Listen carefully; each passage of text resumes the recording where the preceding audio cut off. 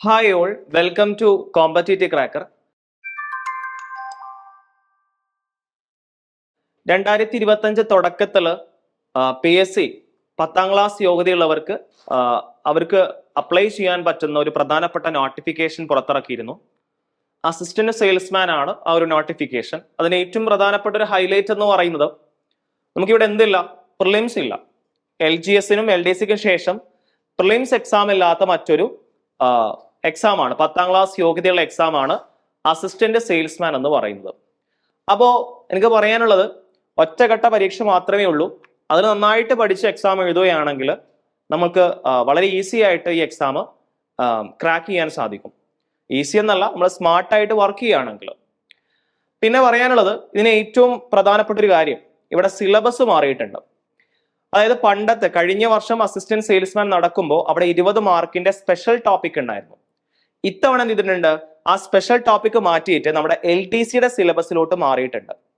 അപ്പോൾ LTC ഒക്കെ പഠിച്ച് കഴിഞ്ഞിട്ട് ഇനിയിപ്പോൾ ഏത് നോട്ടിഫിക്കേഷൻ ഞാൻ അപ്ലൈ ചെയ്യും എന്ന് വിചാരിച്ചിരിക്കുന്നവർക്ക് നല്ലൊരു അവസരമാണ് ഈ അസിസ്റ്റന്റ് സെയിൽസ്മാൻ എന്ന് പറയുന്നത്.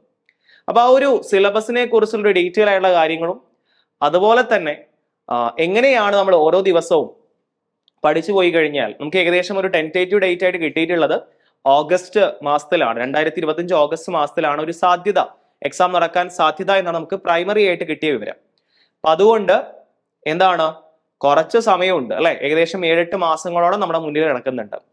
ആ ഒരു മാസത്തിൽ നമ്മൾ എങ്ങനെ കൃത്യമായിട്ട് പഠിച്ചു പോയി കഴിഞ്ഞാൽ നമുക്ക് സുഖമായിട്ട് എന്ത് ചെയ്യാൻ പറ്റും, നമുക്ക് ഈ ഒരു എക്സാം അറ്റൻഡ് ചെയ്യാൻ സാധിക്കുകയും ഒരുപാട് റിവിഷൻ ചെയ്യാനുള്ള സമയവും നമുക്ക് കിട്ടും. സോ എന്തായാലും നമുക്ക് ക്ലാസ്സിലോട്ട് കിടക്കാം. അപ്പൊ ആദ്യം ഞാൻ ബേസിക് ആയിട്ടുള്ള കുറച്ച് കാര്യങ്ങൾ, അസിസ്റ്റന്റ് സെയിൽസ്മാനെ കുറിച്ച് ബേസിക് ആയ കുറച്ച് കാര്യങ്ങളാണ് പറയുന്നത്. ആദ്യം ബേസിക് ആയ കുറച്ച് കാര്യങ്ങളിലേക്ക് കിടക്കുകയാണ്. കാറ്റഗറി നമ്പർ ഇതുവരെ അപ്ലൈ ചെയ്യാത്ത ആൾക്കാരുണ്ടെങ്കിൽ കാറ്റഗറി നമ്പർ നോക്കുക, 527/2024. 527/2024 ആണ് കാറ്റഗറി നമ്പർ എന്ന് പറയുന്നത്. ദെൻ സ്കെയിൽ ഓഫ് പേ എന്ന് പറയുന്നത് എത്രയാണ്, 23,000 to 50,000 ആണ്. 23K തൊട്ടിട്ട് 50,000 വരെയാണ് ബേസിക് പേ എന്ന് പറയുന്നത്. ഇനി ഏജ് ലിമിറ്റ് എത്രയാണ്, 18 തൊട്ട് 36 വരെയുള്ള ജനറൽ കാറ്റഗറിക്കാർക്ക് എഴുതാൻ പറ്റും. പിന്നെ അതുപോലെ തന്നെ OBCയും SC/ST ആണെങ്കിൽ അതിൻ്റെതായ റിലാക്സാക്ഷൻ നമുക്ക് ലഭിക്കുന്നതാണ്. ക്വാളിഫിക്കേഷൻ SSLC ആണ്, 10ാം ക്ലാസ് യോഗ്യത ഉണ്ടാവണം, പാസ്സായിരിക്കണം. LGS പോലെ 7ാം ക്ലാസ് പോരാ, 10ാം ക്ലാസ് പാസ്സായിരിക്കണം. Then last date of submission, ആദ്യമായിട്ടാണ് ഈ ഒരു നോട്ടിഫിക്കേഷനെ കുറിച്ച് അറിയുന്ന ആൾക്കാരാണെങ്കിൽ നിങ്ങൾക്ക് എന്ത് ചെയ്യുക, ജനുവരി 29 ആണ് ലാസ്റ്റ് ഡേറ്റ്. അത്രയൊന്നും പോവണ്ട, നിങ്ങൾ ഈ വീഡിയോ കണ്ട ഉടനെ തന്നെ എന്ത് ചെയ്യുക, അപ്ലൈ ചെയ്യാൻ ശ്രമിക്കുക. അതുപോലെ എക്സാം ഡേറ്റ് ഏകദേശം ഒരു സാധ്യതാ ഡേറ്റ് ആയിട്ട് കാണുന്നത് 2025 ഓഗസ്റ്റ് ഒക്ടോബർ മാസങ്ങളിലായിട്ടാണ് ഈ ഒരു ഒറ്റഘട്ട പരീക്ഷ നടക്കുക എന്നാണ് PSCയിൽ നിന്ന് നമുക്ക് ലഭിച്ച പ്രൈമറി ആയിട്ടുള്ള ഒരു ഇൻഫർമേഷൻ എന്ന് പറയുന്നത്. ഇത്രയും കാര്യങ്ങളാണ് നിങ്ങൾ ഒരു അസിസ്റ്റന്റ് സെയിൽസ്മാനെ കുറിച്ച് ബേസിക് ആയിട്ട് അറിയേണ്ട കാര്യം. അപ്പോൾ അതിൽ നിങ്ങൾ ഫോക്കസ് ചെയ്യേണ്ടത് ഈ കാറ്റഗറി നമ്പർ തന്നെയാണ് ആദ്യം. കാരണം ആ ഒരു കാറ്റഗറി നമ്പർ നോക്കി വെക്കുക, 527/2024. പിന്നെ അതിനുശേഷം ഏജ് ലിമിറ്റ്, നിങ്ങൾ ഈ ഒരു ഏജ് ലിമിറ്റിൽ പെട്ട ആളാണോ, 18 to 36, അതുപോലെ 3 വർഷം OBCക്ക്, 5 വർഷം SC/ST, ആ ഒരു ഇതിൽ പെട്ടതാണോ എന്ന് നോക്കുക. പിന്നെ യോഗ്യത, ഓക്കെ. പിന്നെ ലാസ്റ്റ് ഡേറ്റ് മറക്കരുത്, ജനുവരി 29 ആണ് ലാസ്റ്റ് ഡേറ്റ്. ഇനി സിലബസിലോട്ട് വരുമ്പോൾ ഞാൻ ആദ്യം തന്നെ പറഞ്ഞിരുന്നു, ഇത്തവണത്തെ അസിസ്റ്റന്റ് സെയിൽസ്മാൻ എക്സാമിൽ സിലബസിൽ നല്ലൊരു മാറ്റം വന്നിട്ടുണ്ട്. നല്ലതെന്നല്ല, ഒരു 20% മാറ്റം വന്നിട്ടുണ്ട്. കാരണം നമുക്ക് സ്പെഷ്യൽ ടോപ്പിക് കഴിഞ്ഞ തവണത്തെ അസിസ്റ്റന്റ് സെയിൽസ്മാൻ എക്സാമിൽ ഉണ്ടായിരുന്നു, എന്നാൽ ഇത്തവണ അതില്ല. ഓക്കെ, ഇത്തവണ എന്ന് പറഞ്ഞാൽ നമ്മുടെ നിങ്ങൾക്ക് അറിയുന്നുണ്ടാവും, നിങ്ങൾ ഈ കേരളം ഭരണവും ഭരണ സംവിധാനവും അതുപോലെ തന്നെ സുപ്രധാന നിയമങ്ങൾ എന്നൊക്കെ കാണുമ്പോൾ തന്നെ നമുക്കറിയാം അത് ഒരു LD സിലബസ് ആണ്. ഓക്കെ, നമ്മുടെ LDC പരീക്ഷയുടെ അതേ സിലബസ് തന്നെയാണ് അസിസ്റ്റന്റ് സെയിൽസ്മാന്. അപ്പോൾ ഈ LDC എക്സാം കഴിഞ്ഞിട്ട് ഇനിയിപ്പോ ഇതിപ്പോ ആവശ്യമില്ലല്ലോ എന്ന് ചിന്തിക്കുന്ന ആൾക്കാർ ഒരുങ്ങിയിരിക്കുക. നമുക്ക് സുപ്രധാന നിയമങ്ങളും അതുപോലെ തന്നെ ഭരണവും ഭരണ സംവിധാനവും എന്ന് പറയുന്ന ടോപ്പിക്ക് നമുക്ക് വളരെ ഇമ്പോർട്ടന്റ് ആണ്. അത് കൃത്യമായിട്ട് നിങ്ങൾ അറിഞ്ഞിരിക്കണം. ഓക്കെ, അപ്പൊ അതാണ് ഒരു LDC പരീക്ഷയുടെ സിലബസ് എന്താണോ അതാണ്. അവിടെ കറന്റ് അഫയേഴ്സിന് 20 മാർക്കിന്റെ വെയിറ്റേജ് വരുന്നുണ്ട്. ബാക്കി മലയാളം, ഇംഗ്ലീഷ്, മാത്സ് ആണെങ്കിൽ 30 മാർക്കിന്റെ വെയിറ്റേജ് ആണ്. സോ ഇതാണ് നമ്മുടെ പുതുക്കിയ നമ്മുടെ നോട്ടിഫിക്കേഷൻ വന്നതിന് ശേഷം ജനുവരി 16 മുൻപ് എല്ലാ എക്സാമിന്റെയും ഇപ്പോൾ നോട്ടിഫിക്കേഷൻ വന്ന എല്ലാ എക്സാമിന്റെയും പുതുക്കിയ, അതിൽ ഇപ്പോൾ CPOന്റെ സിലബസിൽ മാറ്റം വന്നിട്ടുണ്ട്. അപ്പോൾ പുതുക്കിയ സിലബസ് പുറത്തിറക്കുമെന്ന് PSCയുടെ ഭാഗത്ത് നിന്ന് അറിയിപ്പുണ്ടായിരുന്നു. അതുപോലെ തന്നെ ജനുവരി 15 തന്നെ സിലബസ് വന്നു. അപ്പൊ പുതുക്കിയ സിലബസ് ആണ് നിങ്ങൾക്ക് ഇവിടെ കാണുന്നത്. ഏറ്റവും പ്രധാനപ്പെട്ട കാര്യം നമ്മുടെ ആ ഒരു സ്പെഷ്യൽ ടോപ്പിക് നമുക്ക് എടുത്തു കളഞ്ഞിട്ട് പകരം LDCയുടെ സിലബസിലോട്ട് അസിസ്റ്റന്റ് സെയിൽസ്മാൻ മാറുവാണ്. ഓക്കെ, ഇനി നമുക്ക് എങ്ങനെയാണ് കൃത്യമായിട്ട് പഠിച്ചു പോകാൻ നോക്കാം. അപ്പൊ ആക്ച്വലി ഇതൊക്കെ എന്ന് പറഞ്ഞു കഴിഞ്ഞാൽ ഇപ്പോ ബയോളജിയിലെ ജീവശാസ്ത്രവും പൊതുജനാരോഗ്യം, സാംക്രമിക രോഗങ്ങളും രോഗകാരികളും ജീവിതശൈലി രോഗങ്ങളും, ഇതൊക്കെ ചെറിയ ചെറിയ ടോപ്പിക്സ് ആണ്. അപ്പോൾ നമുക്ക് ഏകദേശം ഒരു 7-8 മാസം നമ്മുടെ മുന്നിൽ കിടക്കുന്നുണ്ട്. ഏകദേശം 7-8 മാസം എന്ന് പറയുമ്പോൾ ഏകദേശം 200+ ഡേയ്സ് നമ്മുടെ മുന്നിൽ കിടക്കുന്നത്. കാരണം ഓഗസ്റ്റ് ഒക്ടോബർ മാസങ്ങളിലായിട്ടാണ്, ഇതിന്റെ ഒരു ഗ്യാപ്പിലാണ് എക്സാം നടക്കുക എന്ന് PSCയുടെ ഭാഗത്ത് നിന്ന് ഒഫീഷ്യൽ ആയിട്ടുള്ള അറിയിപ്പുണ്ട് അല്ലെ. അപ്പോ ഒരു സാധ്യതാ ദിവസമാണ്, ഇനി നീടുമോ എന്ന് അറിയത്തില്ല. എന്തായാലും ഇതിന് മുൻപ് എന്തായാലും നടക്കത്തില്ല, ഇതിനപ്പുറത്തേക്ക് പോകുമെന്ന് മാത്രം ചിന്തിച്ചാൽ മതി. അപ്പൊ എന്തായാലും നമ്മുടെ മുന്നിൽ ഏകദേശം 200+ ദിവസങ്ങളുണ്ട്. അപ്പൊ അതുകൊണ്ട് ഈ ഒരു ഭാഗങ്ങൾക്ക് നിങ്ങൾ പതുക്കെ പതുക്കെ പഠിച്ചു പോവുകയാണെങ്കിൽ അത്യാവശ്യം നിങ്ങൾക്ക് ഇപ്പൊ ബയോളജിയിലാണെങ്കിൽ ജീവശാസ്ത്രവും പൊതുജനാരോഗ്യവും അതുപോലെ തന്നെ സാംക്രമിക രോഗങ്ങളും രോഗകാരികളും ജീവിതശൈലി രോഗങ്ങൾ ഇത് നിങ്ങൾ ഫസ്റ്റ് ദിവസം പഠിക്കുക. രണ്ടാമത്തെ ദിവസങ്ങൾ എക്കണോമിക്സിൽ പഞ്ചവത്സര പദ്ധതികൾ, അത് നമ്മൾ എല്ലാം കൂടി പഠിക്കുന്നില്ല കേട്ടോ. 12 പഞ്ചവത്സര പദ്ധതികൾ ഒരുമിച്ച് പഠിച്ചു കഴിഞ്ഞാൽ നമുക്ക് ഓരോ പഞ്ചവത്സര പദ്ധതിയും അങ്ങോട്ടും ഇങ്ങോട്ടൊക്കെ മാറിപ്പോകും. നമ്മൾ ഓരോ എക്കണോമിക്സിന്റെ ഇനിയിപ്പോ ഒരു ആദ്യം നമ്മൾ എന്താണ് ഒരു 2-3 പഞ്ചവത്സര പദ്ധതി മാത്രമാണ് പഠിക്കുന്നുണ്ടാവുക. പിന്നെ പ്ലാനിംഗ് കമ്മീഷൻ, അത് ഓൾറെഡി പ്ലാനിംഗ് കമ്മീഷനും അതുപോലെ തന്നെ അതുമായി ബന്ധപ്പെട്ട കമ്മിറ്റികൾ, ഇതൊക്കെ എന്താണ് ആക്ച്വലി ഈ ഒരു പഞ്ചവത്സര പദ്ധതിയുടെ ഭാഗമാണ്. ഈ പ്ലാനിംഗ് കമ്മീഷൻ പഠിച്ചാലേ നമുക്ക് എന്ത് ചെയ്യാൻ പറ്റുള്ളൂ, പഞ്ചവത്സര പദ്ധതി പഠിക്കാൻ പറ്റത്തുള്ളൂ. അപ്പോൾ അതൊക്കെ എന്താണ് ആക്ച്വലി നമ്മളെല്ലാം കൂടി ഒരുമിച്ച് പഠിക്കില്ല, കുറച്ച് പഞ്ചവത്സര പദ്ധതി മാത്രം പഠിക്കുക. പിന്നെ ഇംഗ്ലീഷിൽ ആർട്ടിക്കിൾസ് തന്നെ ഡെഫിനിറ്റ് ആൻഡ് ഇൻഡെഫിനിറ്റ് ആർട്ടിക്കിൾസ്, പിന്നെ സിംഗുലർ ആൻഡ് പ്ലൂറൽ, അതൊരു ചെറിയ ടോപ്പിക്കാണ്, വൊക്കാബുലറിയിൽ വരുന്ന ചെറിയൊരു ടോപ്പിക്കാണ്. ഓക്കെ, അപ്പൊ ആർട്ടിക്കിൾസ് നമ്മൾ പതുക്കെ ഓരോന്നായിട്ട് പഠിച്ചു പോകും. പിന്നെ ഡേ 3 ആണെങ്കിൽ ബയോളജിയിൽ SCRT ആണ് പഠിക്കുന്നത്.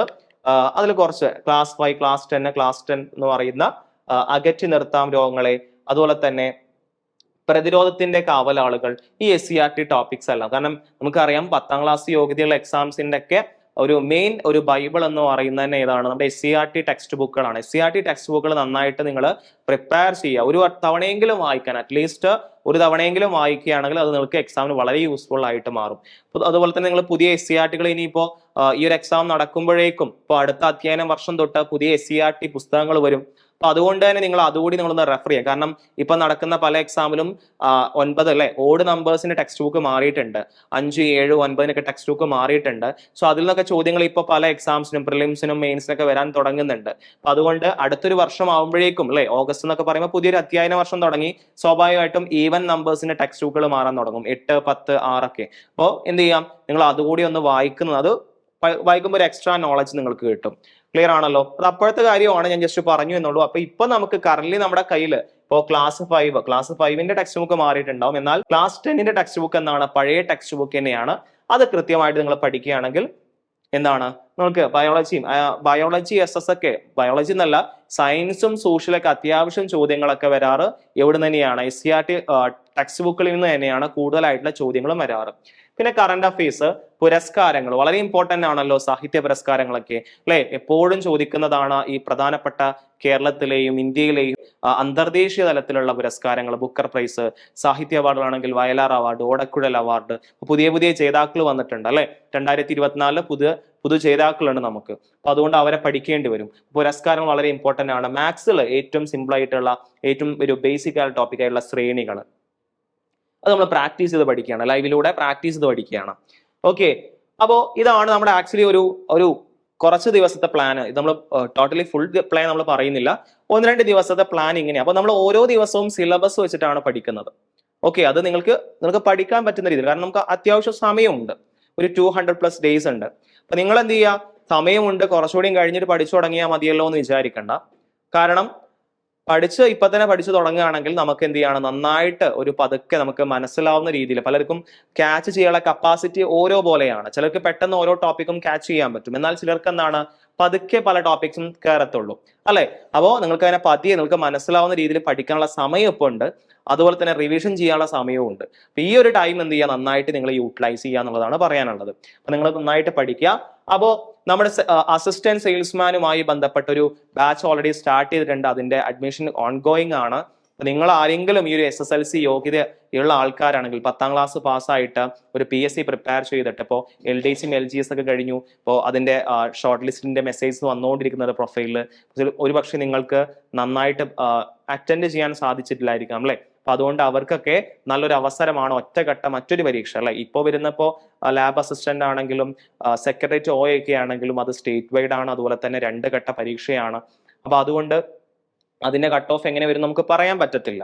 സോ അതുകൊണ്ട് ഈ ഒരു അസിസ്റ്റന്റ് സെയിൽസ്മാൻ അല്ലെ, അസിസ്റ്റന്റ് സെയിൽസ്മാൻ ഒറ്റഘട്ട പരീക്ഷയുള്ളൂ, അത് നന്നായിട്ട് നിങ്ങൾ പ്രിപ്പയർ ചെയ്ത്, അത് LDCയുടെ തന്നെ സിലബസ് ആണ്, നന്നായിട്ട് പ്രിപ്പയർ ചെയ്യുകയാണെങ്കിൽ നല്ലൊരു റിസൾട്ടിലേക്ക് എത്താൻ സാധിക്കും. സോ അതുകൊണ്ട് നിങ്ങൾ മനസ്സിലാക്കേണ്ട കാര്യം എന്ന് പറഞ്ഞു കഴിഞ്ഞാൽ, നിങ്ങൾ ഇപ്പോൾ തന്നെ പഠിക്കുകയാണെങ്കിൽ, വളരെ ഒരു ടൈം ടേബിൾ ബേസ്ഡ് ആയിട്ട് പഠിക്കുകയാണെങ്കിൽ നല്ലൊരു റിസൾട്ടിലേക്ക് നിങ്ങൾക്ക് എത്താൻ സാധിക്കും. ക്ലിയർ ആണല്ലോ. അപ്പോൾ ഈ ഒരു ഇൻഫർമേഷൻ നിങ്ങളിലേക്ക് എത്തിക്കുന്നതിന് വേണ്ടിയിട്ടാണ് ആ ഒരു സിലബസിലെ മാറ്റങ്ങളും ഈ മാറ്റത്തിനോട് ആസ്പദമാക്കിയിട്ട് എങ്ങനെ പഠിക്കണം ആ ഒരു കാര്യങ്ങളൊക്കെ നിങ്ങളിലേക്ക് എത്തിക്കാൻ വേണ്ടിയിട്ടാണ് ഈ ഒരു വീഡിയോ എന്ന് പറയുന്നത്. തീർച്ചയായിട്ടും നിങ്ങളുടെ സംശയങ്ങളും അഭിപ്രായങ്ങളും നിങ്ങൾ കമന്റ് ബോക്സിൽ അറിയിക്കുക. ഈ വീഡിയോ ഇഷ്ടമായെങ്കിൽ തീർച്ചയായിട്ടും ലൈക്ക് ചെയ്യുക.